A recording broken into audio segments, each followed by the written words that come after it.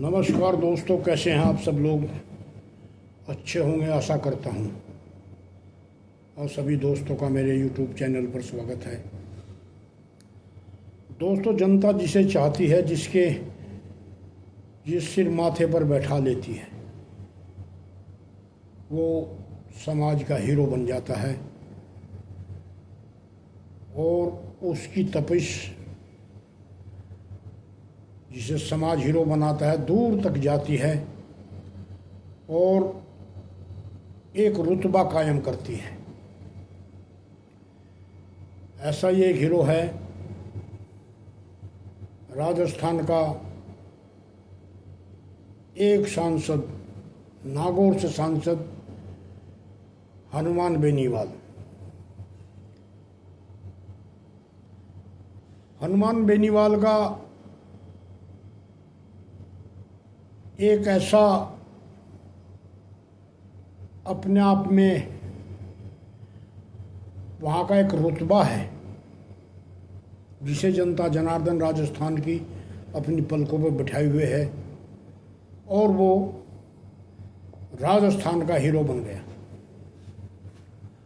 उसकी लोकप्रियता,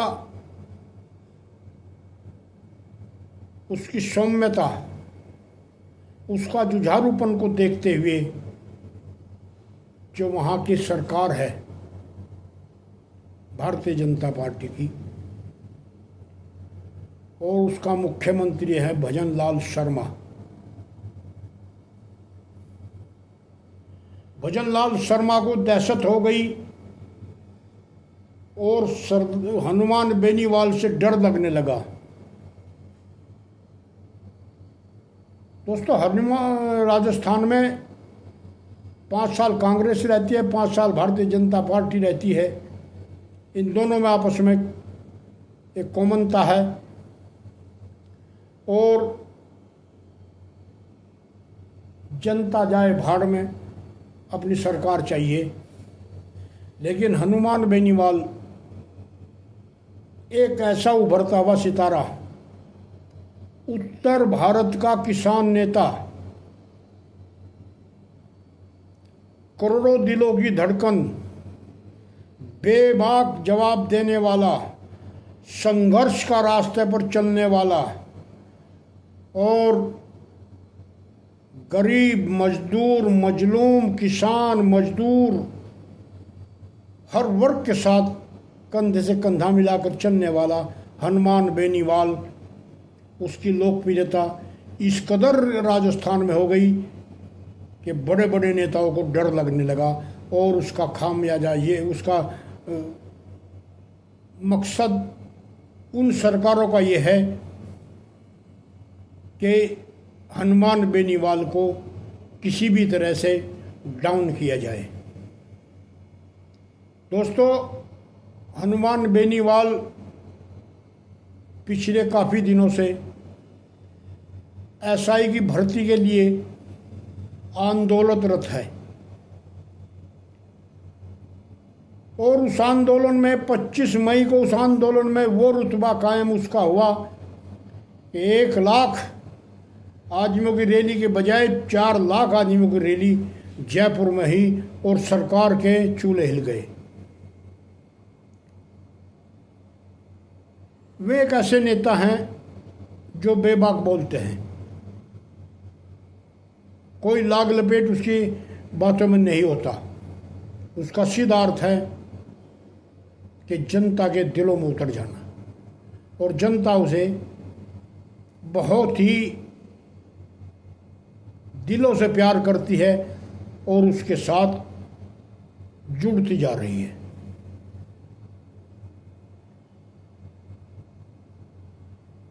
आने वाले समय में राजस्थान का भावी मुख्यमंत्री हो सकता है, ऐसा लगता है। इसका फलस्वरूप, इसका फलसफा ये है कि भजनलाल सरकार ने गुपचुप तरीके से उसके घर की, सांसद के घर की बिजली काट दी, बिना कुछ नोटिस के, बिना कोई बताए। और उसका जो सरकारी आवास है उसका भी नोटिस दे दिया कि आप इसे खाली करें। दोस्तों, ये अपने आप में कोई अनोखी बात नहीं,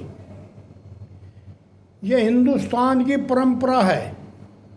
जब भी कोई सितारा चमकता है तो बहुत लोगों को चौंध लगती है और वे चाहते हैं कि इसका चमकना बंद करें, लेकिन जिसका कुदरत सितारा चमकाता है उसे कोई रोक नहीं सकता। इस वक्त राजस्थान में हनुमान बेनीवाल की आंधी है। हर वर्ग, हर समाज उसका सहयोग कर रहा है और यही उसकी जीत का कारण है कि हर काम में वो अग्रणी रहते हुए सफलता प्राप्त करता है। जो बात 25 मई की रैली में वहाँ के डीसी और डीएम और एसपी ने जो कही थी, वे मांगे जो उन्होंने मानी थी, अब उससे सरकार मुकर गई। क्यों मुकर गई? क्योंकि एसआई की जो भर्ती है वो कांग्रेस शासन में हुई थी और भारतीय जनता पार्टी ने अपनी घोषणा पत्र में कहा था जिस दिन हमारी सरकार बनेगी एसआई भर्ती को हम रद्द करेंगे। लेकिन हुआ क्या कि कांग्रेस और भारतीय जनता पार्टी राजस्थान में मौसेरे भाई हैं, कम कोई नहीं। परेशानी दोनों को है तो हनुमान बेनीवाल से है। विपक्ष का काम हनुमान बेनीवाल करता है और कांग्रेस जो विपक्ष में है वो चुप है। क्यों चुप है? क्योंकि उसके कारनामे हैं। अपने रिश्तेदारों को, अपने मित्रों को, अपने बच्चों को उन्होंने इन नंबर 2 में पुलिस में भर्ती किया है। राजस्थान के युवाओं का उन्हें कोई मतलब नहीं, कोई रोजगार का कोई संबंध नहीं सिवा अपनी जेब टटोलने के। इसको देखते हुए जब हनुमान बेनीवाल ने देखा कि सरकार मुकर गई तो उसने बहुत शीघ्र एक ऐसा प्लान बना लिया जिसके सुनते ही राजस्थान की सरकार हिल गई। और आज मैंने सुना, एक यूट्यूब पर देखा कि भारतीय जनता पार्टी अपना सीएम बदलने जा रही है राजस्थान का। क्यों बदलने जा रही है? क्योंकि हनुमान बेनीवाल ने घोषणा की कि हम इस एसआईटी भर्ती के लिए और लोगों की समस्याओं के लिए दिल्ली कूच करेंगे और 1 लाख से भी ज़्यादा लोगों के साथ हम दिल्ली जाकर अपनी बात कहेंगे और सरकार को चेताएंगे कि वहाँ की जनता के साथ ये दोगला व्यवहार क्यों है। दोस्तों, हनुमान बेनीवाल एक सुदृढ़ और एक मील का पत्थर है और उसने साबित कर दिया कि जिस बात पर वो अड़ता है उसे पूरी करवाता है, पीछे नहीं हटता। अभी भरतपुर की रैली में उन्होंने बहुत अच्छी बातें कही, कुछ बातें सरकार को बुरी लगी और भजनलाल सरकार ने बदले की भावना से काम करना शुरू कर दिया।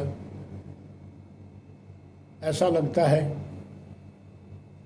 कि हनुमान बेनीवाल की लोकप्रियता को देखते हुए सरकारों को पसीना आ रहा है और वहाँ की जनता जिस तरह से हनुमान बेनीवाल के साथ जुड़ रही है, हर वर्ग की जनता जुड़ रही है, उससे लगता है कि आने वाला भावी मुख्यमंत्री हनुमान बेनीवाल ही होगा। और जिस तेजी से वो सफ़र कर रहा है प्रदेश में, उससे तो 100% यही लगता है। आगे क्या हो ये कहना मुश्किल है, लेकिन उसकी मेहनत और लोगों को काम करने का, लोगों के लिए जो काम करने का उसका तरीका है, उसे देखते हुए 100% यही लगता है। आने वाले समय लगता है हनुमान बेनीवाल का होगा राजस्थान में, और वहाँ की जनता उनके साथ जुड़कर राहत की सांस ले रही है और उनका भला, अपना भला हनुमान बेनीवाल में तो देख रही है। और लगता है